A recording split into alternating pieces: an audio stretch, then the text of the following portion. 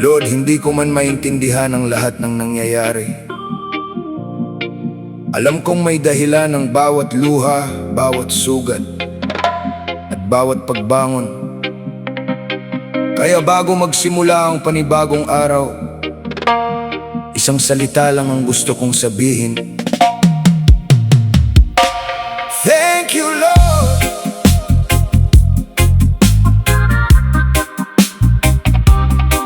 Oh, yeah. Thank you, Lord, kasi hindi mo ako pinapabayaan. Ang daming unos na dumaan sa buhay, mga problema hindi ko inaasahan.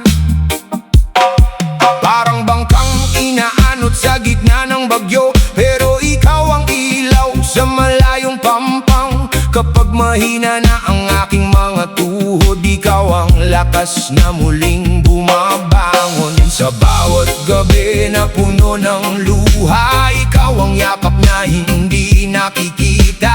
Kahit tahimik ang buong mundo, naririnig mo ang puso ko. Thank you, Lord, salamat sa bawat paghinga. Thank you, Lord, ikaw ang ilaw sa dilim ng buhay ko.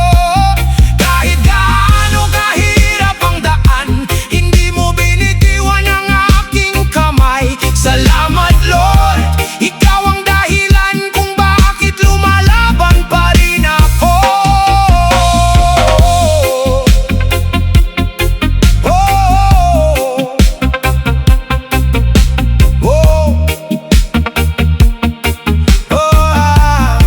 Salamat, salamat sa opportunity na iyong ibinigay. Kahit maliit, malaking biyaya. Salamat sa buhay na mayroon ako. Kahit hindi perpekto, puno ng pag-asa. May mga pintuang nagsara sa akin, pero mas maganda pala ang iyong plano. Hindi man mabilis ang aking paglalakbay, sigurado naman akong ikaw ang kasama. Hindi sukatan ng yaman ng tao ang tunay na kayamanan na ikaw. Kapag kasama ka, kahit walang laman ng bulsa, punong-puno naman ang puso. Thank you, Lord, hindi mo ako iniwan kailanman. Thank you, God, ikaw ang lakas sa bawat laban. Oh, kapag ako'y nadadapa, ikaw ang kamay na umaalalay.